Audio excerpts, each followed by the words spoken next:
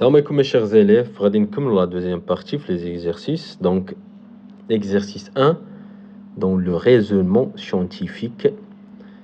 Pendant qu'un élève allait à l'école à vélo, il a vu le feu rouge et appuyé avec sa main droite sur les freins pour arrêter le vélo. La première question, c'est déterminer la nature de l'activité nerveuse dans cette situation. Elle a vu le feu rouge. Donc هنا عندنا واحد النشاط عصبي اللي قام به التلميذ. Elle a vu le feu rouge, ça veut dire c'est la sensibilité consciente de la vision. يعني هنا كنهضروا على حساسية شعورية اللي بالضبط هي حاسة البصر. Et la deuxième activité nerveuse, c'est la motricité volontaire, à appuyer avec ses mains. Afin de déterminer les centres nerveux impliqués dans ces deux activités, on propose l'expérience de la mesure du débit sanguin pour déterminer les zones actives dans l'hémisphère cérébral chez cette personne. Et là, qui connaît les exercices, bien sûr, les expériences de la mesure du débit sanguin. Donc, il y a une تجربة اللي كنقيسوا فيها الصبيب الدموي، يعني الدم فين كيتواجد بكثرة في المخ. بطبيعة الحال هذيك المنطقة اللي كيتواجد فيها الدم بكثرة راه كنقصدوا بها هي المنطقة. Donc la deuxième question c'est déterminer quel hémisphère cérébral représenté sur le document. قبل ما نجاوب على هذه la question, d'abord hémisphère c'est la moitié du sphère cérébral. Et on sait déjà qu'on a deux hémisphères. L'hémisphère gauche qui contrôle toutes les activités nerveuses qui se déroulent dans la partie droite du corps humain et vice-versa. Donc, il a les données, on va observer que l'élève a appuyé avec sa main droite. يعني هذا التلميذ في الحركة استعمل اليد ديالو اليمنى. Et tant que l'élève, bien sûr, a utilisé sa main droite, donc ce mouvement, elle est contrôlé par l'hémisphère gauche. Et donc la deuxième question, déterminer quel hémisphère cérébral représenté sur le document. Bien sûr, la réponse est l'hémisphère gauche. La troisième question, c'est déduire le nom de la zone A, puis la zone B. Bien sûr, au niveau des données de l'exercice, on a deux activités nerveuses. La première activité, c'est la sensibilité consciente. Et la deuxième activité, c'est la motricité volontaire. Et au niveau du document, on observe que la zone A, c'est la zone responsable à la sensation visuelle. Ça veut dire qu'elle représente l'aire de la vision ou bien l'aire visuelle. يعني المنطقة A هي المنطقة اللي مسؤولة على حاسة الإبصار ولا حاسة البصر. Et la zone B, bien sûr, c'est la partie du cerveau responsable à la motricité volontaire. والمنطقة الثانية اللي هي المنطقة B هي اللي مسؤولة على ديك الحركة الإرادية اللي قام بها التلميذ. Donc, la zone B représente bien sûr l'aire de la motricité, ou bien ce qu'on appelle par l'aire motrice. Donc la zone A représente l'aire visuelle et la zone B représente l'aire motrice.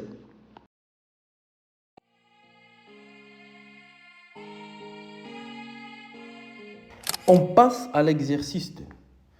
Suite à un accident de la route, une personne X a eu une paralysie au niveau de sa main droite. Les observations cliniques montrent des lésions au niveau de la zone A.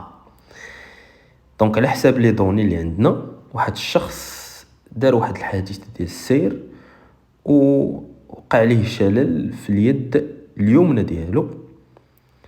وبطبيعة الحال الملاحظات بينت على أن عنده واحد الخلل، عنده واحد المشكل في المنطقة A. Bien sûr, il a خدينا la question, c'est en se basant sur ces observations cliniques déterminer le rôle de la zone A. Donc طلبوا منا شنو هو الدور ديال هاد المنطقة A. D'après bien sûr le document, la zone A est représentée en rouge. Et la zone A, c'est la zone responsable à la motricité volontaire.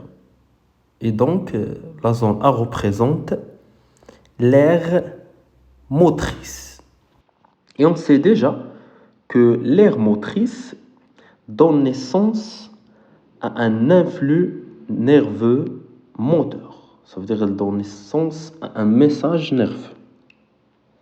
Donc la réponse de la première question, c'est que la zone A représente bien sûr l'aire motrice qui donne naissance à un influx nerveux moteur.